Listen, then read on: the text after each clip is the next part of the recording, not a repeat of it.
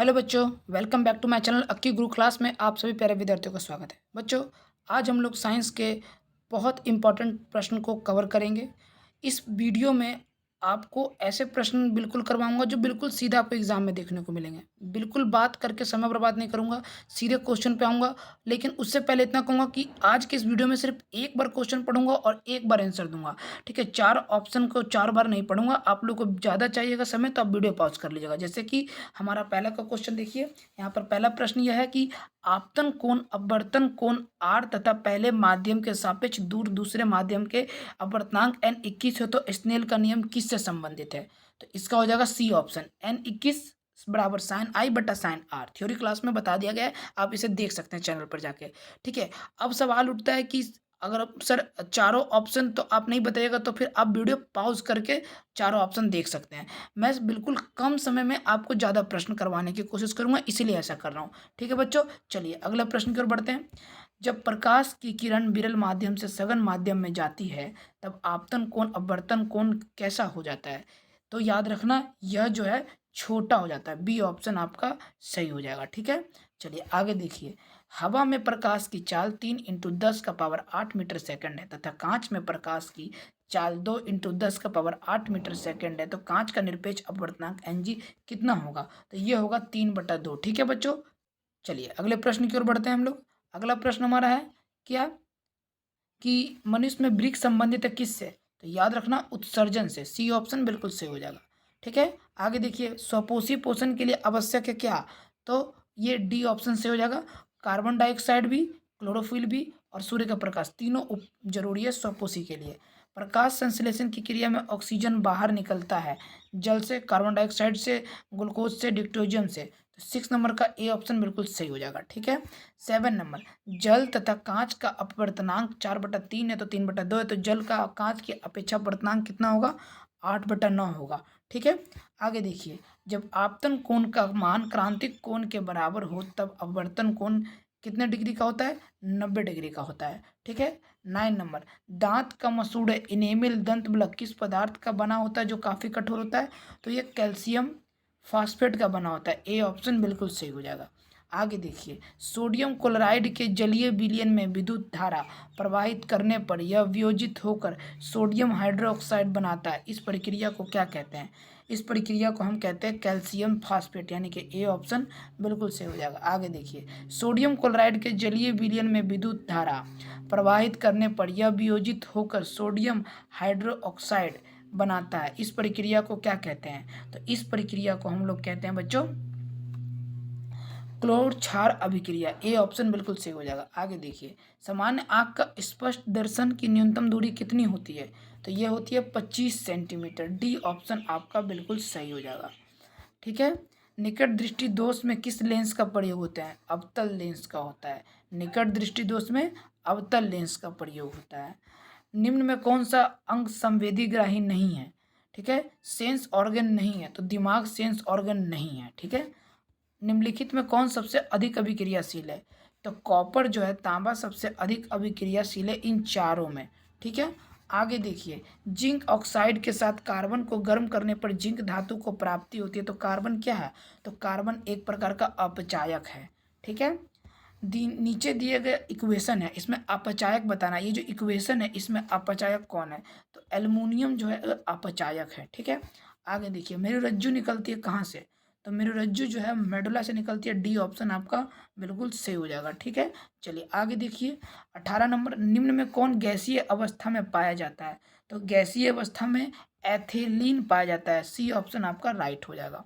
आगे देखिए। श्वेत प्रकाश की किरण जब किसी प्रिज्म से होकर गुजरती है तब जो वर्ण सबसे अधिक विचलित होता है वह वर्ण कौन सा है? वह वर्ण सबसे ज्यादा बैगनी रंग विचलित होता है और सबसे कम लाल विचलित होता है। ठीक है, आगे देखिए। सक्रिय श्रेणी में धातुओं का निष्कर्षण किया जा सकता है, तो धातु को ऑक्साइड में बदलकर कार्बन द्वारा अपचयन करके निष्कर्षित किया जाता है। बी ऑप्शन आपका सही हो जाएगा। आगे देखिए। निम्नांकित में कौन उपधातु है? एस बी आपका उपधातु है। ठीक है, आगे देखिएगा। वायुमंडल में कार्बन डाइऑक्साइड कितने परसेंट है? 0.03%। सी ऑप्शन आपका सही हो जाएगा। ठीक है, आगे देखिए। श्वेत प्रकाश तब एक प्रिज्म से होकर गुजरता है तो जो वर्ण सबसे कम विचलित होता है वह वर्ण है लाल, सबसे कम विचलित होता है। किसी वस्तु का प्रतिबिंब नेत्र के किस भाग पर बनता है? तो वो रेटिना पे बनता है। बी ऑप्शन बिल्कुल आपका सही हो जाएगा। आगे देखिएगा, निम्नलिखित में कौन सा मात्रक वाट के बराबर नहीं है? तो ये वी स्क्वायर ओम जो है वो वाट के बराबर नहीं है। आगे देखिए, निम्नलिखित में कौन पादप हार्मोन है? तो याद रखिएगा विद्यार्थियों, साइटोकाइनिन जो है वो एक प्रकार का पादप हार्मोन है। ठीक है।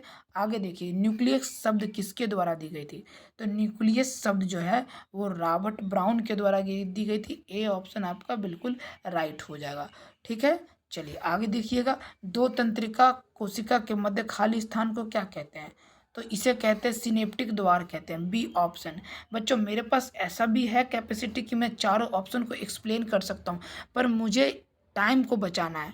मैं जितना टाइम लूँगा एक्सप्लेन में, उसमें नेक्स्ट वीडियो बना दूंगा एक्सप्लेन पे। अभी सिर्फ मैं आपका टेस्ट बेस्ड क्वेश्चन ले रहा हूँ कि आपने कितनी तैयारी कर रखी है अभी तक में। ठीक है। निम्नांकित में कौन उपधातु है? तो मैंने बताया एस बी हमारा क्या उपधातु है। ठीक है। कार्बोक्सिल अम्ल एसिड समूह कौन है? तो COOH जो है वो कार्बोक्सिलिक एसिड समूह है। ठीक है। चलिए आगे देखिएगा, अगला प्रश्न है विद्यार्थियों कि इथिलीन में कार्बन के बीच दो आबंध मौजूद है। तो एक सिग्मा जीरो और एक सिग्मा पाई आबंध है। ए ऑप्शन बिल्कुल सही हो जाएगा। आगे देखिएगा, ईथेन में कितने सहसंयोजक बंधन होते हैं? तो ईथेन में 6 सहसंयोजक बंधन होते हैं। ठीक है। आगे देखिएगा, स्त्रियों के मूत्र जनन नलिकाओं का रोग ट्राइकोमनियसिस किसके द्वारा होता है? ये वायरस जनित रोग है, यानी बी ऑप्शन बिल्कुल सही हो जाएगा। अगला प्रश्न है, धारा मापने के यंत्र को क्या कहते हैं? एमीटर कहते हैं। ए ऑप्शन बिल्कुल सही हो जाएगा। 1 वोल्ट क्या कहलाता है? तो याद रखिएगा डियर स्टूडेंट, 1 वोल्ट जो 1 जूल जूल बाई कूलाम कहलाता है। ठीक है। आगे देखिएगा, एमीटर को विद्युत परिपथ में कैसे जोड़ा जाता है? तो यह जो जोड़ा जाता है ये श्रेणी क्रम में जोड़ा जाता है। अगला प्रश्न है कि निम्नलिखित में कौन सा पादप विद्युत शक्ति को निरूपित नहीं करता है? तो जो नहीं करता है वो हमारा है I²/R। ठीक है। आगे देखिए, विद्युत धारा उत्पन्न करता है। विद्युत धारा हमारा चुंबकीय क्षेत्र में उत्पन्न करता है। अगला देखिए, आधुनिक आवर्त सारणी में बाईं से दाईं ओर जाने पर परमाणु का आकार क्या होता है? तो परमाणु का आकार जो है वो घटता है। बी ऑप्शन सही हो जाएगा। अगला प्रश्न है कि आबंध बनने में धातु में इलेक्ट्रॉन त्यागने की प्रवृत्ति होती है, अतः यह विद्युत क्या कैसे होते हैं? तो यह विद्युत के धनात्मक होते हैं। बी ऑप्शन आपका सही हो जाएगा। अगला प्रश्न, इनमें कौन स्त्रियों में बाह्य जनेंद्रिय हैं? बताइए। तो योनि जो है आपका बाह्य जनेंद्रिय अंग है। ठीक है। अगला प्रश्न है कि पुरुष के शिश्न का शिखर भाग क्या कहलाता है? तो यह कहलाता है ग्लांस कहलाता है। बी ऑप्शन बिल्कुल सही हो जाएगा। पुरुष के शिश्न शिखर भाग क्या कहलाता है? ग्लांस कहलाता है। Repeated question. अगला प्रश्न है कि पुरुष का मैथुन अंग क्या कहलाता है? तो पुरुष का मैथुन अंग शिश्न कहलाता है। डी ऑप्शन आपका सही हो जाएगा। ठीक है। चुंबक द्वारा धारावाही चालक पर लगाए गए बल की दिशा मिलती है, कैसी मिलती है?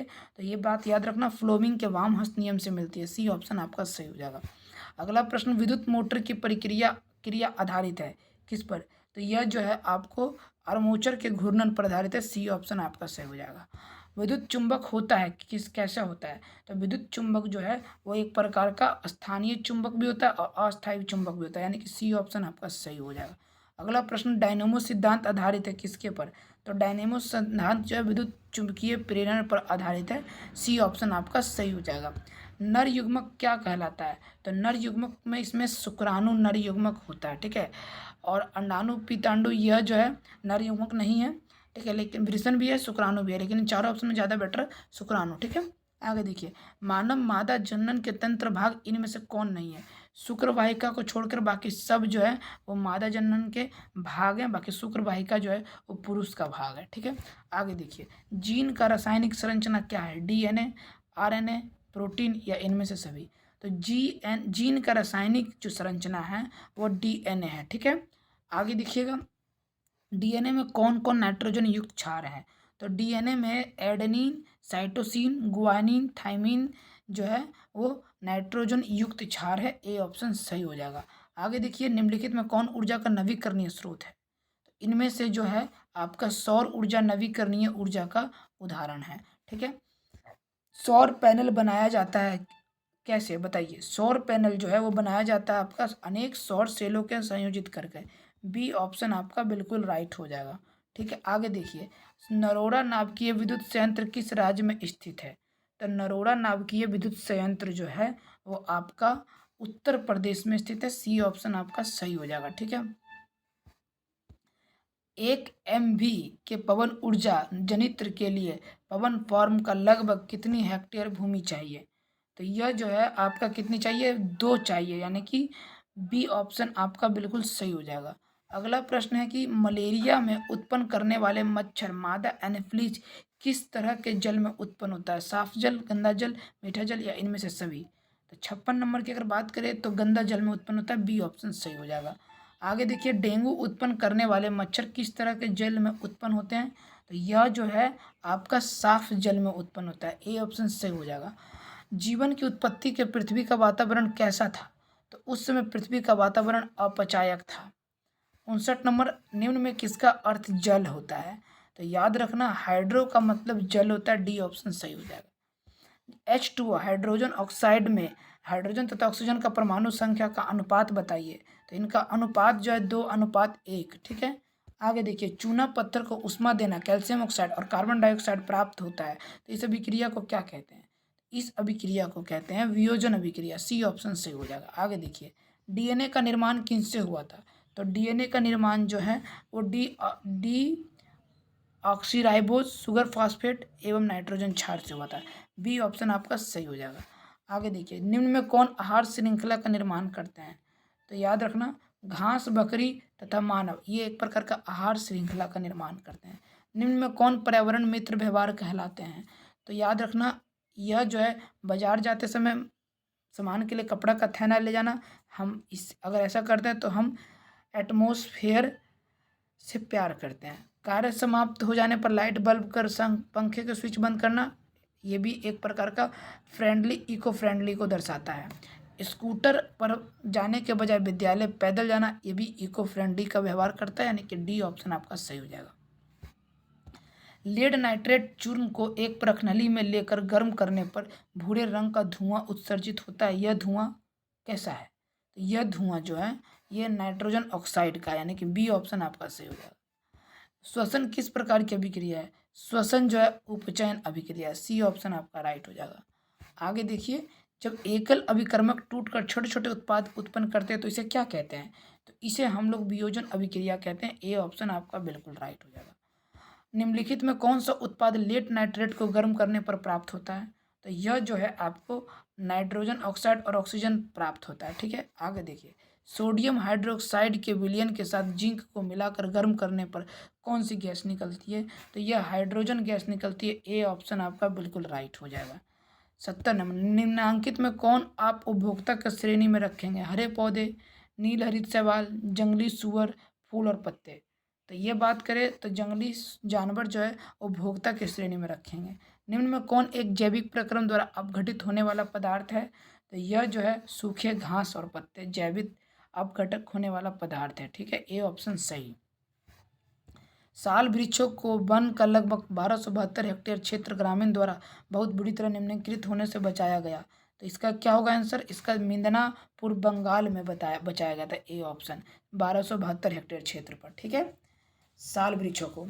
आगे देखिए, वनों का संरक्षण के लिए निम्न में कौन सी प्रक्रिया को नियंत्रित करने की आवश्यकता है?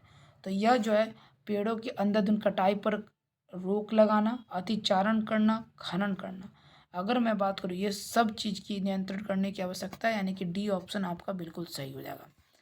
अगला प्रश्न है, दांतों का क्षय मतलब दांतों का नुकसान कब होने लगता है? पोटेंशियल ऑफ हाइड्रोजन कितना कम हो जाए या कितना अधिक हो जाए? तो इसका अगर मैं बात करूं तो जब मुंह का यानी पीएच पोटेंशियल ऑफ हाइड्रोजन 5.5 से कम होता है तो हमारे दांत जो है वो डैमेज होने शुरू हो जाते हैं, ठीक है।